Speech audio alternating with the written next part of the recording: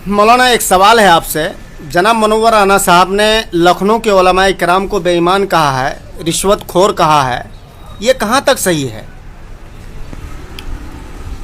मैं मुनव्वर राना साहब का बहुत बड़ा फ़ैन था। वो बहुत अच्छे शायर हैं और शुआरा की दुनिया के शेर माने जाते हैं और बहुत उनका एहतराम किया जाता है। लेकिन उनकी ये बात, ये वीडियो क्लिप सुनने के बाद ऐसा लगता है कि ये ज़ुबान मुनव्वर राना साहब की नहीं हो सकती।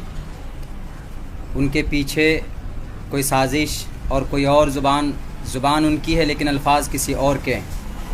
देखिए, उनको पता होना चाहिए मुनव्वर राना साहब को कि लखनऊ की धरती ऐसी धरती है जो तहज़ीब की धरती है और वहाँ पर ऐसे ऐसे उलमा पैदा हुए जिन्होंने फितने को और फसाद को बर्पा होने से ख़त्म किया। अभी मौजूदा दौर में मौलाना अब्दुल अलीम फ़ारूक़ी साहब और उनसे पहले मौलाना अब्दुल शक्कूर साहब, जिन्होंने बहुत सारे अग़यार का फ़िरक़े ज़ाल्ला का जम कर मुकाबला किया। और लखनऊ के अंदर एक ऐसा इदारा है नदवतुल उलमा लखनऊ, जिसके अंदर तकरीबन 6,500 बच्चे तालीम पाते हैं और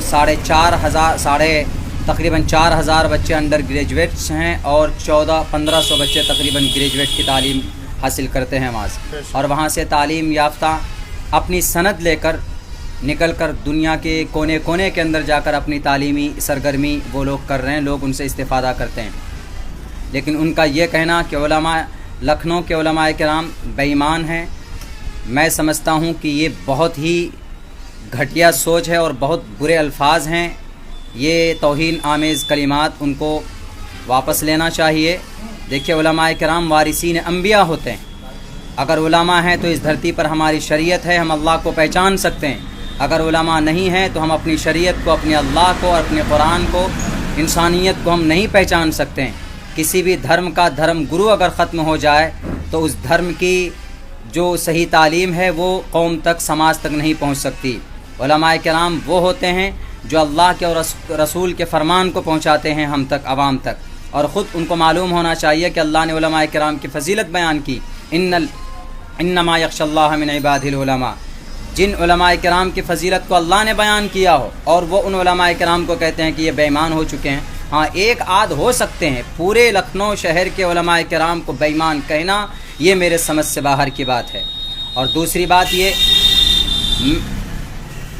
मैं समझता हूँ कि उनको इसके ऊपर गौर फ़िक्र करना चाहिए कि उन्होंने बहुत, उनके इस बयान से, उनके इस कमेंट से, उनके इस वीडियो रिकॉर्डिंग से बहुत सारे उलमाए किराम का, धार्मिक गुरुओं के दिलों के अंदर ठेस पहुँची है और उनको ये अल्फाज वापस लेना चाहिए। मौलाना मजीद तो उन्होंने ये भी कहा है कि अब इसी हुकूमत के ख़िलाफ़ इतना बोलता है लेकिन हुकूमत उसको कुछ नहीं करती, ना उस पर कोई सवाल उठाता है, ना उस पर कोई कार्रवाई होती है। आखिर वजह क्या है?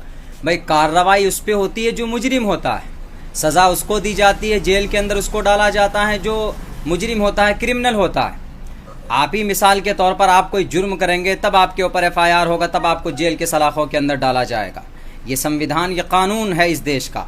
एक आम आदमी को, एक एंशियंट पर्सन को, एक मासूम आदमी को आप जेल के अंदर नहीं डाल सकते। ये हमारा संविधान इसकी इजाज़त नहीं देता है।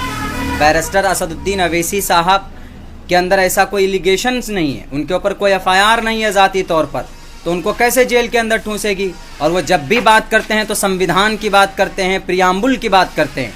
और वो चीख कर पार्लियामेंट के अंदर एंकर के सामने और इतने सारे मेंबर ऑफ पार्लियामेंट, जितने भी MPs होते हैं, सबके सामने वो बात रखते हैं, अपनी बात रखते हैं। अभी उन्होंने चीख कर बात कही थी, एक बिल फाड़ा था, तो उन्होंने संविधान के तहत वो बिल फाड़ा था।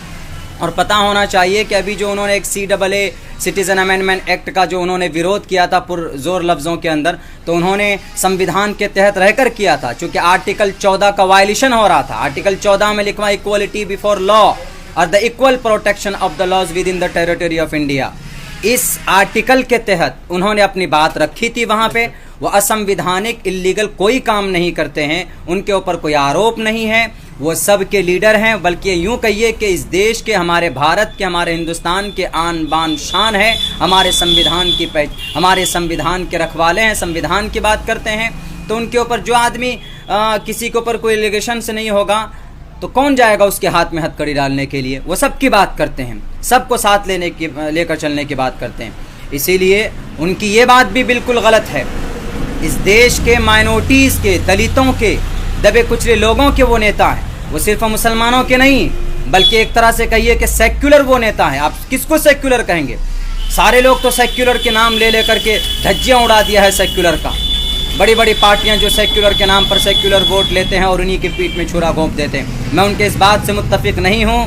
मैं कहूँगा दोबारा मैं अपने शायर मोहतरम डॉक्टर मुनव्वर राना साहब से कि वह अपनी बातें वापस लें, और ख़ुसूसन उनकी ये बात कि उलमाए किराम गद्दार हैं, उलमाए किराम बेईमान हैं, ये बहुत बड़ी बात उन्होंने कह दी। और मैं समझता हूँ कि अल्लाह कहीं इनकी पकड़ न कर ले, क्योंकि अल्लाह के नबी अलैहिस्सलाम का फरमान भी इन्नल उलमा वरसतुल अंबिया। अल्लाह के नबी ने कहा कि अंबिया के बाद वारिस उलमाए किराम होंगे, और आज उन्होंने आलिम दीन को एक कटघरे में ला करके खड़ा कर दिया।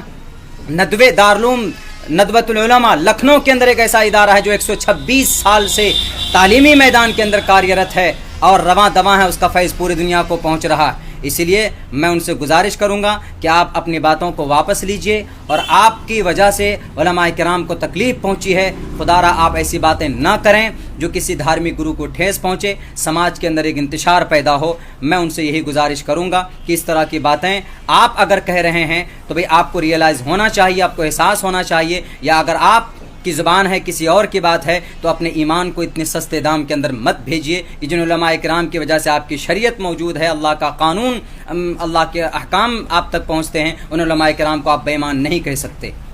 बहुत बहुत शुक्रिया नाजरीन। ये थे आलिमी शोहरत याफ्ता आलिम दीन मौलाना अब्दुल्ला सालिम कमर कासमी चतुर्वेदी साहब, प्रखंड अध्यक्ष MIM जोकीहाट, जो अपने मुख्तसर गुफ्तगू अभी फरमा रहे थे और उलमाए किराम की दिफा में कुछ बातें रखी, जो अभी मुनव्वर राना साहब ने उलमाए किराम के ख़िलाफ़ जो ज़हर अफ़शानी किया था, उनकी दिफा में मौलाना भी बहुत अच्छी बात कही। बहुत बहुत शुक्रिया नाजरीन। इस वीडियो को सुने और ज़्यादा से ज़्यादा शेयर करें। आपका बहुत ही ममनून व मशकूर रहूँगा। मैं फैयाज़ राही, अररिया बिहार, जोकीहाट से।